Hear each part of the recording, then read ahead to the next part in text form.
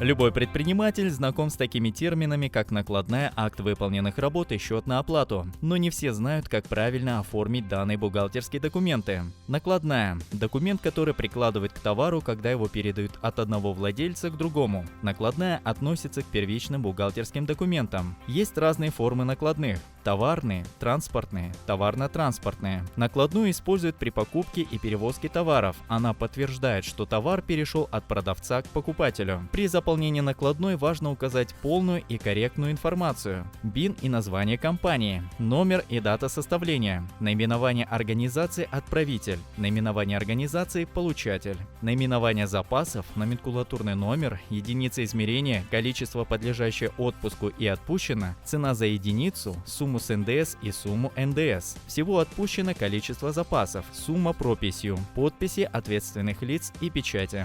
И в конце получаем готовую накладную.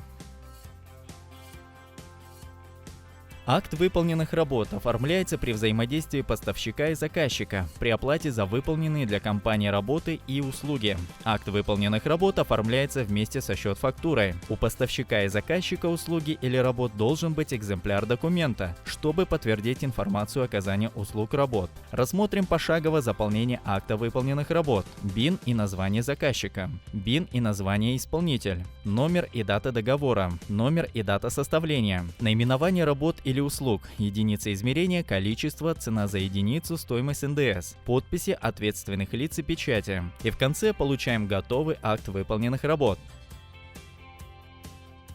Счет на оплату – документ, который используют в своей работе абсолютно все предприниматели, независимо к какой сфере бизнеса относятся. При основании счета на оплату покупатель производит оплату приобретенных товаров или услуг. В счете продавец указывает цену, наименование, количество товара и реквизиты для перечисления оплаты.